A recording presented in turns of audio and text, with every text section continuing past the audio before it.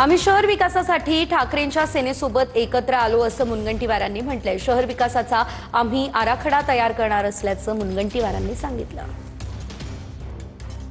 या करारानुसार चंद्रपूर शहराच्या विकासामध्ये आम्ही सर्वांनी एकत्र राहायचं व चंद्रपूरच्या प्रगतीचा विकासाचा झंझावात वेगाने करण्याचा आम्ही संकल्प केला आहे। माननीय देवेंद्रजींनी आम्हाला विश्वास दिला की चंद्रपूर महानगरपालिकेच्या विकासामध्ये कुठेही आम्ही निधी कमी पडणार नाही आणि मला विश्वास आहे की आज आम्ही एकत्र आलो हे विकासासाठी चंद्रपूरच्या प्रगतीसाठी ही प्रगती वेगाने होईल हा विश्वास मला आहे आणि मी स्वतः या चंद्रपूर महानगराच्या विकासाचा आराखडा करण्याचा निर्णय केला की आमचं चंद्रपूर हे महाराष्ट्रामध्ये एका उत्तम शहरापैकी एक शहर आहे। पक्षाची आज कोणतीच बैठक बोलावलेली नाही असं तटकरेंनी म्हटलं। विधानसभा कामकाज सल्लागार समितीची बैठक आहे असं तटकरे म्हणालेले आहे। महत्त्वाची बातमी म्हणजे सल्लागार समितीच्या बैठकीला उपमुख्यमंत्री सुनेत्रा पवारही जाणार आहेत।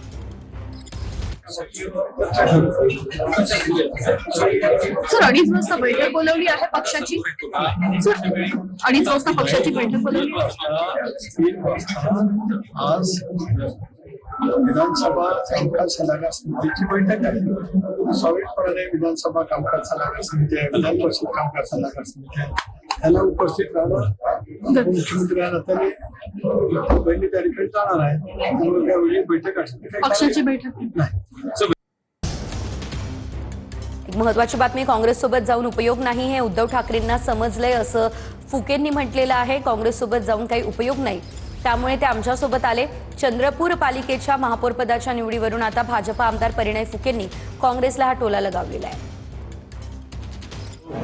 ठाकरे साहेबांनाही माहीत झालेलं आहे की काँग्रेससोबत जाऊन त्यांचा सत्यानाशच झालेला आहे।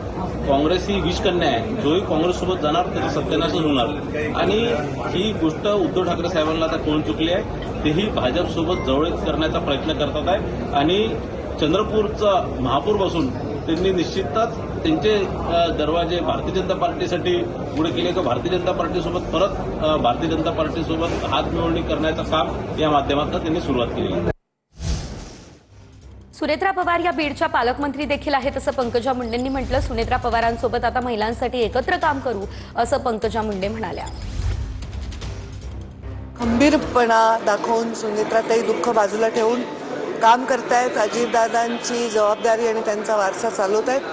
पहिली राज्यातली महिला मुख्यमंत्री, दुर्दैवी कारण जरी असलं तरी त्या खंबीर मला दिसत आहेत आणि मला असं वाटतं की त्या यशस्वीपणे अजितदादांची जबाबदारी पूर्णपणे पार पाडतील। मी त्यांना मनापासून खूप खूप शुभेच्छा देते आणि त्यांच्या एक महिला म्हणून सदैव पाठीशी राहून आम्ही काम करू। आमचा जो काही राजकीय अनुभव आहे तो वापरून चांगलं महिलांसाठी करण्यासाठी आम्ही त्यांच्या